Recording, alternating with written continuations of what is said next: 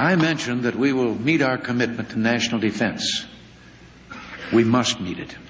Defense is not just another budget expense. Keeping America strong, free, and at peace is solely the responsibility of the federal government. It is government's prime responsibility. We have devoted 5 years trying to narrow a dangerous gap born of illusion and neglect, and we've made important gains. Yet the threat from Soviet forces, conventional and strategic, from the Soviet drive for domination, from the increase in espionage and state terror, remains great. This is reality. Closing our eyes will not make reality disappear. We pledged together to hold real growth in defense spending to the bare minimum. My budget honors that pledge, and I'm now asking you, the Congress, to keep its end of the bargain. The Soviets must know that if America reduces her defenses, it will be because of a reduced threat, not a reduced resolve. And the same technology transforming our lives can solve the greatest problem of the 20th century. A security shield can one day render nuclear weapons obsolete and free mankind from the prison of nuclear terror. America met one historic challenge and went to the moon. Now America must meet another. To make our strategic defense real for all the citizens of planet Earth. Let us speak of our deepest longing for the future, to leave our children a land that is free and just in a world at peace. It's my hope that our fireside summit in Geneva, Mr. Gorbachev's upcoming visit to America, can lead to a more stable relationship. Surely no people on earth hate war or love peace more than we Americans. But we cannot stroll into the future with childlike faith. Our differences with a system that openly proclaims and practices an alleged right to command people's lives and to export its ideology by force are deep and abiding. Logic and history compel us to accept that our relationship be guided by realism, rock hard, clear-eyed, steady, and sure.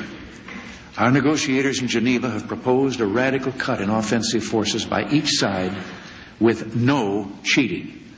They have made clear that Soviet compliance with the letter and spirit of agreements is essential.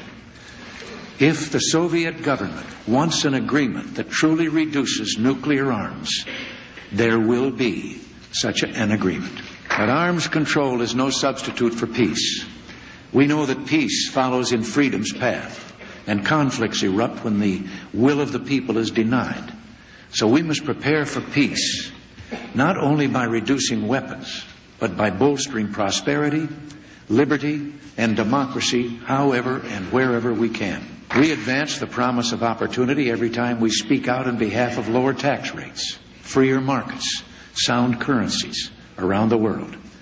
We strengthen the family of freedom every time we work with allies and come to the aid of friends under siege. And we can enlarge the family of free nations if we will defend the unalienable rights of all God's children to follow their dreams. To those imprisoned in regimes held captive, to those beaten for daring to fight for freedom and democracy, for their right to worship, to speak, to live, and to prosper in the family of free nations, we say to you tonight, you are not alone, freedom fighters. America will support you with moral and material assistance. Your right not just to fight and die for freedom, but to fight and win freedom. As Scoop Jackson, the inspiration for our bipartisan commission on Central America, once said, in matters of national security, the best politics is no politics.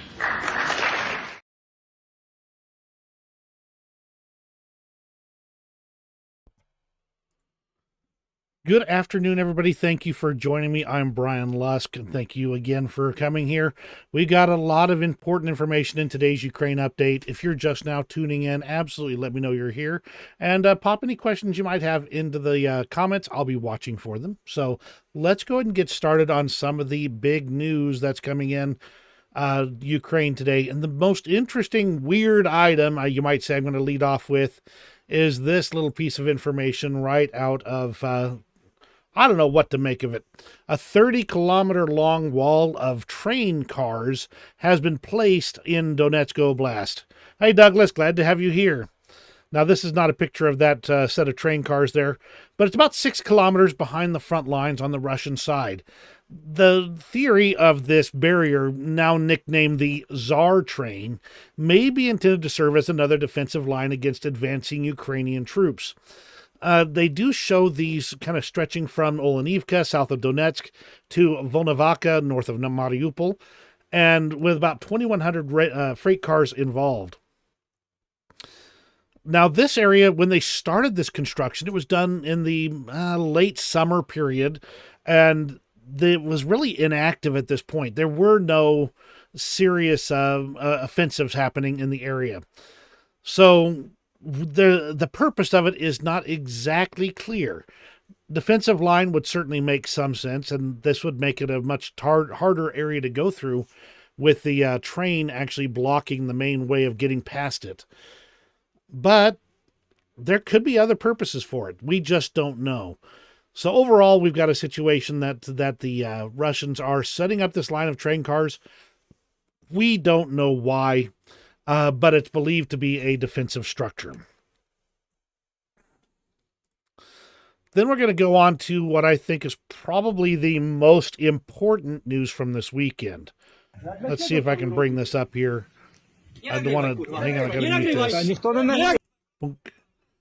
Okay, this is part of the latest round of Polish farmer protests.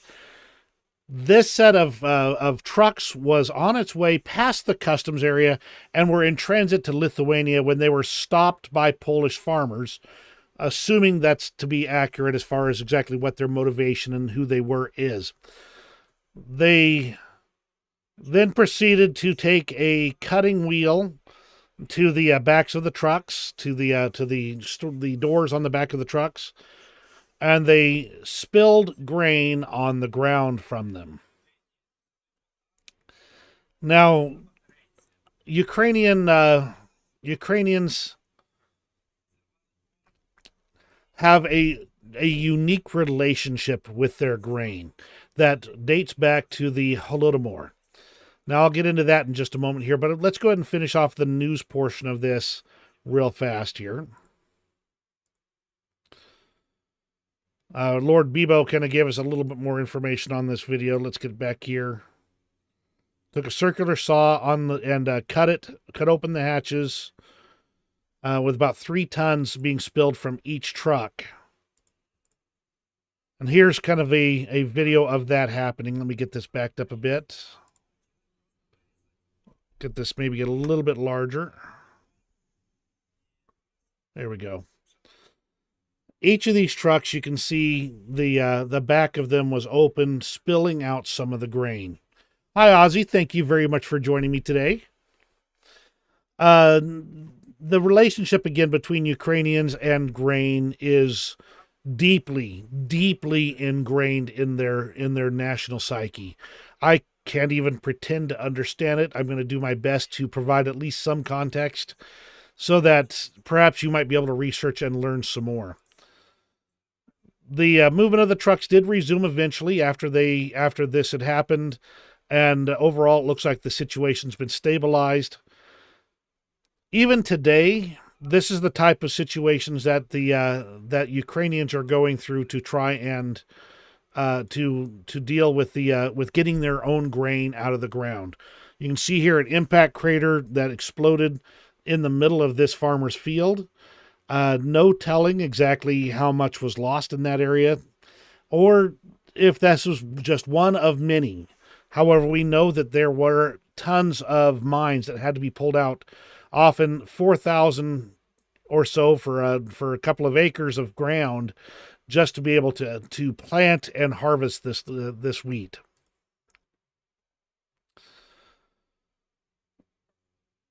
The Holodomor was a deliberate starvation of Ukrainian peoples that occurred between 1932 and 1933. Holodomor actually means death by hunger, amongst several other possible interpretations of the words.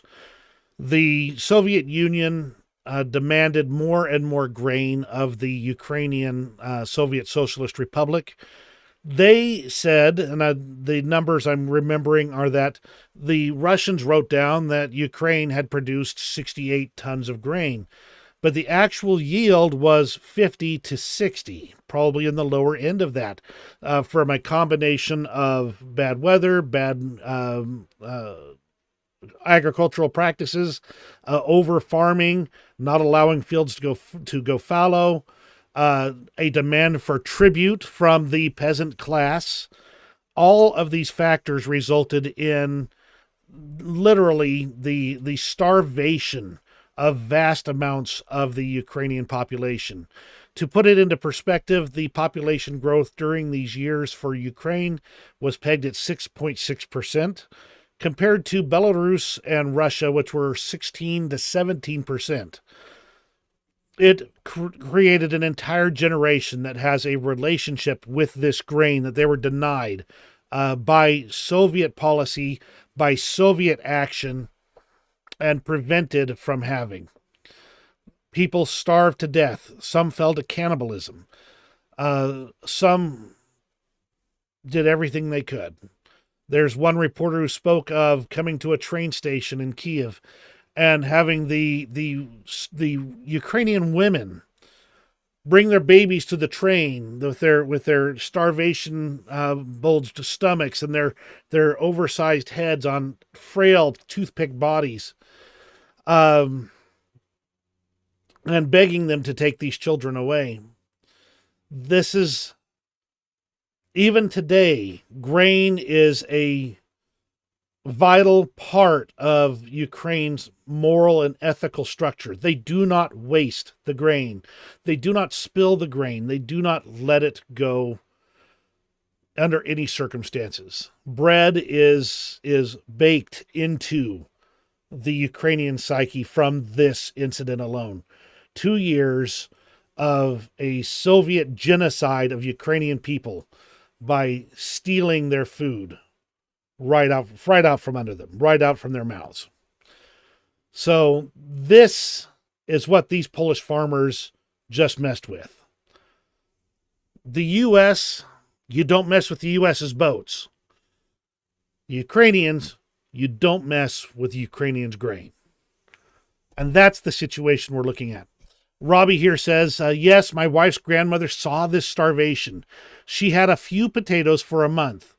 People died, and unfortunately, there were, in fact, cannibalism.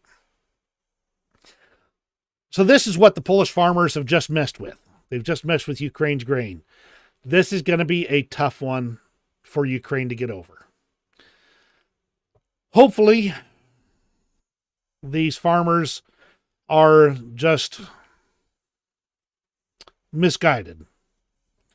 I do understand there's some economic concerns they have. Polish farmers have been flooding Ukraine's markets with dairy and basically driving the Ukrainian dairy business out. Ukrainians are providing cheap grain, and some of that is staying in Poland and making it harder for you Polish farmers. This is a situation that today has some factors that go both ways. But Poland just messed with Ukraine's grain. I don't want to know what's going to happen next, but we'll find out over time. And that's the situation with the spilled grain over in Poland that was done. The economic protest that has now resulted in some of these trucks having to turn back, devoid of the necessary grain inside them. So let's go ahead and move on to the news out of Ukraine itself. Delays in Western security assistance may lead to significant Ukrainian air defense missile shortages that could allow Russian forces to bomb Ukrainian forces or even frontline cities more aggressively. Now, we do see a lot of indications that Ukraine is pulling everything out of storage, everything that can be even any way applied to air defense. They do still have much Western equipment. There is still signs that Western air defense systems are even coming from the United States based on previous programs. However, that does not mean it's going to be an easy time for Ukraine, assuming that more assistance can be actually set up through the American Congress, can actually make it through. There's been word that Ukraine has been busting out old Maxim machine gun, water cooled machine guns, mounting those to trucks and tying them into some better systems to be able to aim them and take out Shahed drones near the front lines or anywhere else as well. This is an ongoing problem. Russia can absolutely outproduce Ukraine in terms of the number of Shahed drones they can put out, combined with their high-end ballistic missiles and other surface-to-surface missile systems. So overall, we're looking at a rough situation for Ukraine as far as air defenses go at this time. Interestingly, a drone with 22 kilos of drugs was brought down by Ukraine's border guards. That would be about worth about $346,000 of hashish. The F-16s that the Ukrainian pilots are training on and practicing on are exceeding their expectations. I think many of them expected the F-16s would be kind of like their MiGs, with minimal integration with larger systems. Basically, you'd sit in there, you'd fly it, it was your plane, you'd deliver your ordnance, you were done. The more modern systems in the F-16s, the Western systems, give it so many more capabilities that the expectations of Ukrainian pilots was too low to what they could actually do with these modern jets, even though the F-16 is still 40 years old.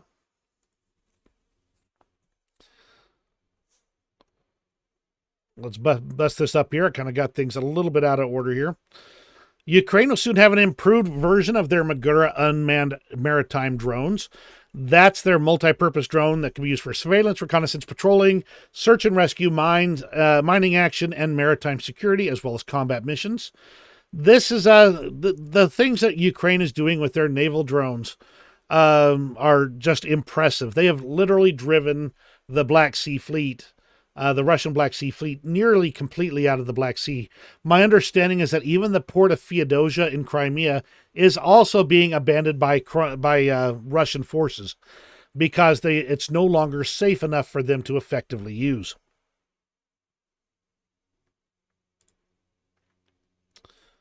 Ukraine also has a new high-tech electronic warfare system called Pokrova, designed to counter the threat of Iranian-designed Shahed drones used by Russian attacks. Apparently, they can spoof it and jam it and confuse the navigation system of the drones using these systems, giving them incorrect location readings. This operates on a larger scale and gives a real challenge to Russia's systems because they're managing to network them together to create a wider coverage area rather than being a standalone system here and a standalone system here and a standalone system here. The systems can coordinate with each other to be able to take on these drones and give a unified picture to throw them off. Pretty cool. Hey, Robbie, you might be able to provide more context on exactly the nature of the Holodomor and how grain is thought of in Ukraine itself. So if you can, you just go ahead and post a little bit on there. I do see that it's serious to them. It's big business. And I don't mean the money business. I mean the connection they have with the grain. The recently appointed head of the Ukrainian Center for Countering Disinformation warns about Russian disinfo campaign to paint the new commander-in-chief Syrskyi as a Russian man to undermine trust in the defense forces. And they're saying, be vigilant so as not to play into Russian hands. Syrskyi did train initially in Russian stuff, but he has been Ukrainian for decades now. And he has done most of his training and most of his education in warfare in Ukraine using Ukrainian thought processes, not Russian. And that's the news out of Ukraine itself right here. Let's go ahead and move on to Russia and get that all taken care of. Russian propagandists scare me. They really do. Let's go ahead and just read this through real quick. They say that we are aggressors and extremely evil, cruel people, and so on. I always reply to that, yes. Yes, you are right. Yes, Russians are aggressors. Yes, Russians can be cruel and do not forget anything. Russians always come back for what is theirs. Russians don't feel guilty. Russians are not prone to reflection. Russians are engaged in cultural appropriation and don't even understand what it is. They say, there we go, that's restarting. And this comes back to the idea that I think I've expressed several times. When people tell you who they are, it's time to believe them. And that is what the Russians themselves say of themselves. That they're aggressors, extremely cruel, evil. They own it. They accept the label. They do it because that's what they believe they are. See, that's talking about the Tsar train there. Ukrainian military observers indicated that the Russian defense industrial base is not as productive as Russian authorities portray it to be, but that the Russian defense industrial base is still capable of sustaining Russia's war effort. Again, this looks like, if I can kind of put this into a little bit of perspective, it's pretty clear that Russia's easily able to maintain a low to mid-intensity conflict. They can produce and produce equipment for that, make do with whatever they want to. At least at this point in time, this is sustainable for them, and they're able to keep that pace up. If they get into another true high-intensity conflict, that's when it really starts making a difference. And that's when the Russian defense industrial base really starts to fall off. They can't really hold up to it. The problem is that Western assistance is not coming at a rate that allows for a high-intensity conflict, which means that Russia can keep churning out a few T-80s, a few T-90s, and refurbishing T-72s and T-55s and T-54s. I'll be scared if they start rolling out the T-34s, because that will be insane, is what it will be. But they're just basically rolling out this old equipment, and they can keep this up, not indefinitely, but for a very long time. The latest defense intelligence update from the UK Ministry of Defense. There are indications that Russia's war in Ukraine is contributing to a shortage of healthcare professionals across Russia. Up to 2% of Russian doctors and healthcare professionals did leave the country to avoid the draft, and 3,000 have likely been mobilized to assist in combat medical care. The Russian Ministry of Health stated that the medical sector lacked about 26,500 doctors and 58,200 nursing. There's a significant shortage of doctors in 22 regions, and another 7 is assessed as severe. The heavy resource and financial burden of supporting Russia's war in Ukraine is negatively impacting a range of civilian sectors that serve the Russian population. There are no signs that the trend of reducing numbers of healthcare professionals in Russia will change during 2024. All right, I see that Robbie has been responding, so let me go ahead and bop over here. Easter bread and bread halep is a large portion of Ukrainian cuisine and culture. Unlike a lot of American dishes, it would be hard to find a Ukrainian dish without it. Sunflower and grain, that is the history and culture of Ukrainian exports and culinarily cultural. Thank you, Robbie. I appreciate that additional information. Let's go ahead and continue on. This is hearkening back to the Belbek airfield strike in the 31st of January. This resulted in the destruction of a radar control coordination facility bunker. This is going to degrade Russia's ability to coordinate their air activity in the Black Sea region, and that'll mean they'll have to rely more on their A-50s, of which they only have a few airframes in operational condition. That means there's going to be more hours on those airframes, more wear and tear on their crews and their equipment. That means more of that potential combat fatigue, and the demand is going nowhere but up for Russia in this area. CNN reported that Russia has recruited 15,000 Nepalese to fight in Ukraine, but Nepal states there's only about 200 of its citizens involved. So believe what you will in that regard. Russia's central bank announced that the country's banks had achieved record profits last year. This news, of course, sparked jubilation among Russia's political elite, who've been keen to stress Moscow's economic resilience in the face of Western sanctions. The truth is that they're probably are doing record profits, but that's because they're now becoming a closed system. They don't have the ability to bring in outside capital, so they've got their own people involved there. I'm not going to go into the financials of it all because that's not my area of expertise, but it looks like this is just more stress on Russia's system overall, even with record profits coming in.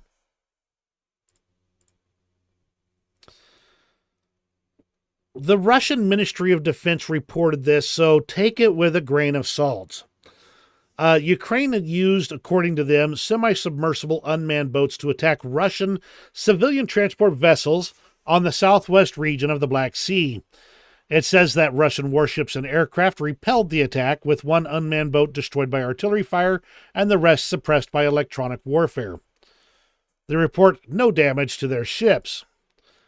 Interestingly, these supposedly civilian ships which Russia uses to transport weapons from Syria approached the Bosphorus, and they report that they were delivering military equipment and shells to the Russian Federation from Syria. Not quite so civilian of a ship, is it?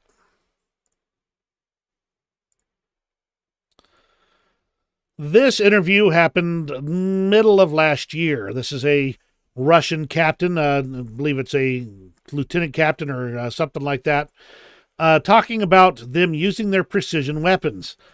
And he says, for example, a 5-story building. We aimed at the entrance. And if not at this one, then at the next one. So they're saying they can hit the entrances of residential buildings, as though it is normally what they target.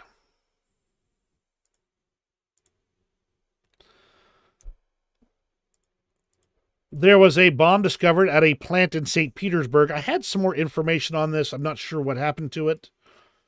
Don't remember all the details at this point. Let me just pop over here to the next screen and see if I can get a little bit more for you on it. The St. Petersburg Department of the Russian Ministry of Internal Affairs, this is from The Insider, opened a criminal case on illegal trafficking in ammunition following the discovery of explosives on the territory of the industrial zone in the Nevsky district of St. Petersburg. It looked like it was an improvised explosive device at the metallurgical plant in St. Petersburg. That's what I was looking for, the type of plant that was involved. We've seen additional reports that Starlink has been showing up on the front lines. This is a Russian account, and make no mistake, they are Russian partisans in this regard. They are fundraising to buy more Starlink systems for Russian forces, and therefore be on the lookout for it.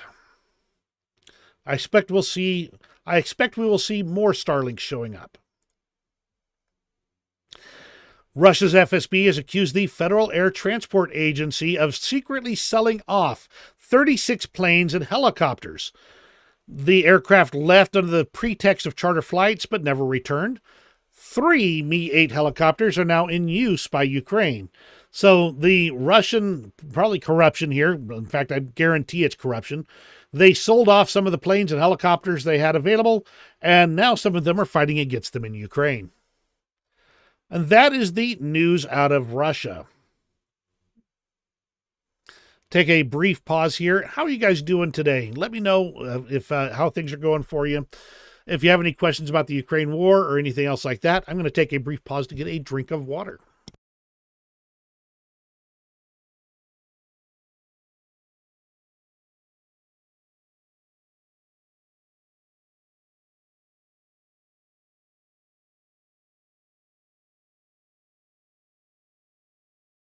By the way, in preparation for today's video, I took a walk to the granary that's just literally next block over from me here.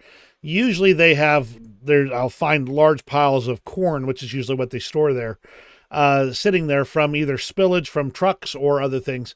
And in fact, the trucks will often drive right past my house and will frequently find large amounts of grain, you know, obviously not huge, not like huge piles, but grain sitting at the corner here where it spills out of those trucks. Didn't find any this time. I should rephrase that. I found a very small amount this time. And it just kind of reminded me that in areas, there are many areas of this world that are stricken by hunger. And yet we here are looking at piles of the stuff just being wasted on my street corner. So interesting. And I thought it was an interesting aside on that topic. Now we're going to delve briefly into U.S. politics. And that is because we're going to talk about a recent statement by Donald Trump. Now, he put this into one of his sir type of stories, is what they said. It's where some foreign leader is talking to him with some great deference and respect, and he's going to give them the business and tell them how things are. He says that this ally, a large ally, he said, asked him what the U.S. would do if they were attacked, and yet they hadn't paid in, or they hadn't paid their dues. Well, this also already reflects a misunderstanding of how NATO works entirely. But that was the story he was saying. And he said that if you weren't current, he would not only not come to defend you, but that he would encourage the other guy, in this case Russia, to come and do whatever they wanted to you. And he says this is what encouraged the NATO partners to start bumping up their spending on their defenses. But that's just not only is it bad policy, it's bad for alliances. It's bad for everything. Ozzy, I happen to agree that this conversation did not happen in the way he described. I believe that some conversation happened. Did it go like this? No. But overall, we've got a situation where Donald Trump has said that he would not defend NATO allies, and I'm not fond of that position, considering how things are going in the world. In response, NATO has started looking into coordinating Ukraine assistance instead of the United States taking the lead. They have been doing these Ramstein summits, which would see the U.S. kind of coordinating, having helping other countries know what's needed. They'd all work together to do this. Now NATO might take those meetings over and start taking the head of that. I did a brief scan on this. It's just the long story short, and this is from BBC Russian here. NATO Secretary General said, any suggestion that alliance members will not protect each other undermines security, including U.S. security, and exposes American and European soldiers to additional risk. He does say that, and this article says that in some NATO circles there is some gratitude to Trump for such threats, saying that this meant that other nations started spending and working things up because they were shocked at this idea that a U.S. president would not come to their defense. Considering Article 5 has been invoked, as I recall, exactly one time, it was after the September 11th attacks, and that was with all of the NATO countries coming to U.S. assistance in multiple theaters of war. This seems like it is short-sighted. But that's all I'm going to say about that. I don't want to get into the depths of U.S. politics in a Ukraine update. I only mentioned it because it is relevant and very much pressing as far as Ukraine goes, as far as the Ukraine war goes. Ozzy says, I think Trump has conversations with his imaginary friends. No way this conversation happened as he described it, at least. I can understand that position for sure. Let's go ahead and move on to the international news. There's not a lot today, but there is a little bit. Japan pledged $106 million for Ukraine's reconstruction. That includes demining and rebuilding infrastructure. Elon Musk has denied reports that SpaceX is selling Starlink terminals to Russia. The terminals were not sold directly or indirectly to Russia. And yet we're seeing clear evidence of it happening on the front lines. So take your pick. There are, in fact, some reports that the way it's happening is it's going through Dubai. These Starlink terminals are being sold to Dubai. They're buying them from Dubai, activating them there, and then moving them to the front lines where they're needing some internet service. Rheinmetall states that it is massively expanding its production capacity for artillery shells up to 700,000 per year, starting in 2025. That is a huge increase in the industrial capabilities of arms manufacturing in Europe. And I don't think it's enough. From everything we're seeing, the use rate of shells is enormous when it comes to modern warfare. The expectation that we'd be able to fill all of those roles with modern guided weapons or drones or other things is interesting, but it is not a reflection of what appears to be the truth on the battlefield. Not much cheaper than being able to just stuff a whole bunch of gunpowder and a shell into a tube and go boom. So the overall value for the amount of boom you get seems to be really on the side of artillery, even in modern warfare, especially after you've expended a lot of your high-end munitions and the expensive stuff early in the war. HIMARS is coming home to the U.S. for a brief refit. Two of them got damaged in war. One of them had shrapnel damage. This one actually struck a mine. You can kind of see it's got this the wheel blown off and some of the axle exposed and a lot of damage to the superstructure here. The launcher itself still appears to be in good condition, but it probably took some damage to the electronics to control it. Similar to on this one here. Let's see if there's not a good view of it in this video.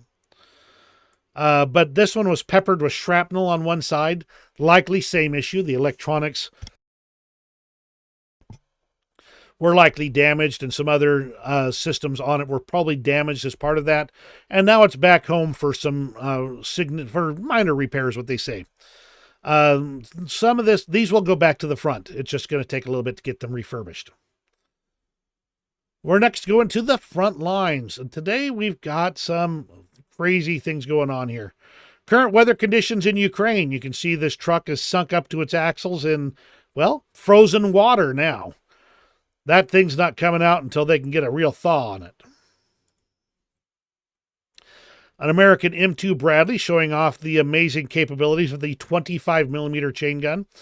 The high explosive fragmentation rounds tear up lightly armored and unarmored positions. Personnel, unarmored vehicles, any berms or anything like that are going to be tore up pretty good with these 25mm.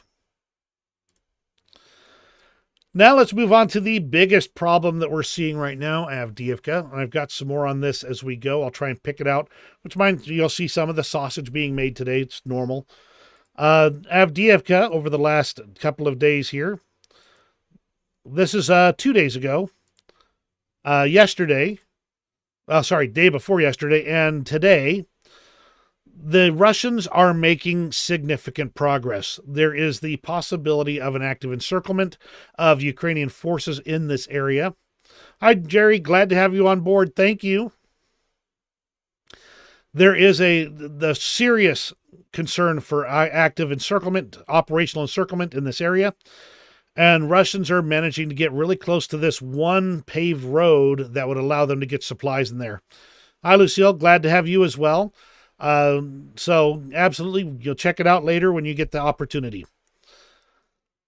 But this one supply road is the only way they're able to effectively get significant amounts of equipment in here. Let's go ahead and grab some of the other bits here. Ukraine may have transferred the 3rd Assault Brigade to Avdiivka. That's a brigade that's been equipped with Bradley M2A2s. And it looks like they may be trying to reinforce Avdiivka and set up a situation where they can push the Russians back. No word on any progress on that yet. I will come back to this in a bit. And this in a bit. I want to kind of get through to the Avdiivka stuff here. There we go. The east of Avdiivka, the Russians have made some additional progress just to the west of this water feature here. But it's not. It's clear that Russia is making at least tenuous progress in the area, and the Ukrainians are having to fight to stabilize the situation. Move this over again. Avdiivka, that's interesting. Okay, I think that might be everything on Avdiivka at this point. Okay, so over in Kherson, Ukrainian forces conducted a drone attack on a Russian-controlled substation in the Kakhovka Industrial Park, temporarily knocking out power in the area. It's clear that Ukraine's up to something in the Dnipro area. And are they going to be able to pull something off there? Not sure, but we're going to be watching. Makiivka, the area north of it, Ukrainian soldiers managed to take the initiative and regain some ground near Novovodyan. This is an interesting area to get some progress in, and I'm thinking that overall this situation is becoming more interesting because this has been an area where Russia's been getting their progress instead. Don't know why they'd choose this spot, but interesting. Bilohorivka, the Russians have secured more area to the northeast of Bilohorivka, making their way into the suburbs. This is hard fighting and a rough situation for Ukraine. Conversely, Ukraine has managed to gain some more control over the entrance area at the Donbas Canal near Kurdyamivka. They've gained access to this tree line here that was actually captured about a week ago, from my recollection, and now they've gained access to the canal entrance. That means that they'll be able to pour additional forces over here without having to rely on getting them across further north and then bringing them down. Don't know how much equipment or soldiers they have in this area, but this could be a good spot for them to continue pushing. Russian forces have taken more of the area near Bodanivka, near Chasiv Yar. This is looking pretty rough for Ukraine at this point, and it seems like this is one of the effects of not having enough ammunition and equipment to be able to really invest in what they need for this. Another report on Avdiivka showing the Russians making additional progress. I just like to show this because to show that we've got multiple sources talking about this information here. And speaking of interesting information, the War Gonzo, who is a Russian source, reports that there are additional battles to the west of Robotna. Now, as you'll recall, Robotna is the area that a lot of the summer offensive happened around. That's over, let me get over here, this area right here. Robotna is right here. They're saying that this area is getting active again. So we're going to be watching this area for additional activity in the near future. That's all of the front lines. I'm going to go straight into the interesting extras here. If you have any questions or anything, let me know. Jerry, thank you for that. Yes, there is another road just to the south. It's very primitive. It's going to be hard for them to use in any nasty weather. So unless they're going to suddenly pull out a paver and go after that one, that's going to mean they can only bring in light personnel and light equipment. And it will not be a reliable resupply line there. It's tough stuff over there in Avdiivka. I got to play this one for you here. Let me unmute this. When it became convenient to him. This, of course, is President Bill Clinton, who was instrumental in the negotiations around having Ukraine return their nuclear weapons to Russia in exchange for promises of security assistance. And I'll just play this for you here. So when it became convenient to him, President Putin broke it and first took Crimea. That's pretty quiet. I feel terrible about it because Ukraine is a very important country, and I feel a personal stake because I got them to agree to give up their nuclear weapons, and none of them believe that Russia would have pulled this stunt if Ukraine still had their weapons. So it's kind of quiet there, so I do apologize for that. That's a bad quality video. But Bill Clinton, when he negotiated that, fully believed that the U.S. would support Ukraine. That and the realization now that if Ukraine still had those nuclear weapons, they don't think that Russia would have even tried. I don't know, but that should tell you what the U.S. and Ukraine were negotiating for back when that agreement was written.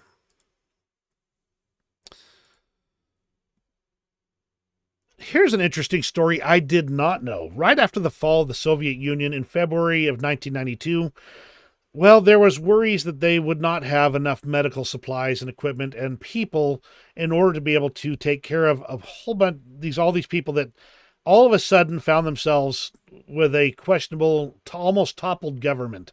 The whole situation was very bad. So the U.S. and NATO partners arranged to fly in a bunch of medical equipment and stuff like this in an operation called Provide Hope. This operation was carried out over about a year and a half, 2 years, and they provided medical assistance directly to Russian citizens in order to help them get through this period of transition. What do people say about NATO soldiers? He is very worried that NATO soldiers will never come again. They were looking at probably some of the best equipment they had seen in their lives coming in as aid that the U.S. and NATO partners could provide. So Russians know that NATO would help them if they would knock it off and stop attacking everybody around them. It's happened before. It happened in World War II when basically the Russians finally dropped out of the Molotov-Ribbentrop Pact and actually came to the side of the Allies to fight against Germany. When the Americans were sending tons upon tons upon tons of tanks, trucks, equipment, railroad equipment, engines, cars, guns, bullets, everything, planes, to the Soviet Union to be able to fight back against Nazi Germany. And it happened after the fall of the Soviet Union, when the Soviet Union was still trying to pick itself back up and get back on its feet. And they found they had a need for medical supplies. The NATO partners and the U.S. delivered. And if they looked back at their history, they'd understand that if they would be a peaceful partner, they'd have that assistance. Russia's was talking about in the Tucker Carlson interview about having these historical claims to all these lands. The Mongolians busted out a few maps that might be of interest to Russia. Ones that show that they basically had control of the entirety of the Soviet Union in many ways, in many respects. So maybe they don't want to be talking about that historical information too terribly much. Interesting anti-aircraft vehicles showing up on the Ukrainian lines. This time a Humvee with a couple of M2 Browning 50 caliber machine guns. Every little bit counts for the Ukrainians at this point. And this is an example, this is the first video we're seeing of it, of the Vampire SAM system. Basically, they take some missiles and a tracking system, and they stick it onto a pallet. You can shove that pallet into the back of any pickup truck, and now you got a portable mobile air defense system. So we're seeing the first video of that system in use. You can see it right here. This is obviously the targeting system working on that Shed drone and effectively impacting the system there. From Defense of Ukraine, I just thought this was interesting. In matters of style, swim with the current. In matters of principle, stand like a rock, from Thomas Jefferson. And I think that we too often think that more is in the matter of style than should be, because we often will sacrifice our principles in the name of not having to get involved, or in the name of just wishing we could do something different. No, we need to stand firm on our principles. Fun video of a cat playing, then getting pointed at. He's like, hold on. Oh, hold it. I got to refresh. Bear with me here. He's like, hold on. What are you doing? What are you doing? Oh yeah, that's not my. And he goes after the finger. Just funny. And we're going to end on a slightly different note today. And I'm going to go ahead and unmute this so you can kind of hear the audio in the back. Let's get this back here. Is Daddy hungry at war? Did he take anything to eat? Food? Yes, he did. They have plenty of food. What did he take? They have dry rations. They have macaroni. I like macaroni. Yes, and Daddy eats macaroni. Canned meat. I like meat. You like meat? Yeah. See, there's all kinds of things. Apples, tangerines. I like apples and tangerines. And candies. I like candies too. Well, you know, all good. Why, where did he get the food and the candies? Tell me, Mommy. Volunteers brought it to him. Volunteers? Yes, they are people who help Daddy and Daddy's friends. Are they at war too? Yes, they are. Why are they all at war? Well, because the thieves came to us. And they want to hurt us all. You see, and Daddy went with his friends to defend us so that they wouldn't come here.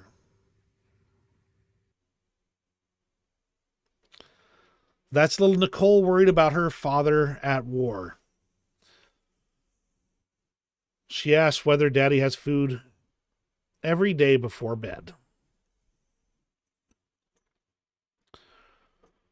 And if that's not what these people are fighting for, I don't know how else to say it to you. They want their children to live in a free society, away from Russian oppression, away from the evils in the world. And that is what Ukraine's fighting for. The evil came to their world, and now they got to throw it out. And that's everything for today. Thank you for joining me. I'm glad you all were here.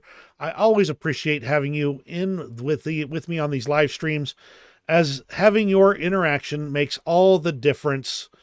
And basically being able to communicate with you in a more direct way. I really appreciate you being here. Hit that video with the old thumbs up if you appreciated today's coverage.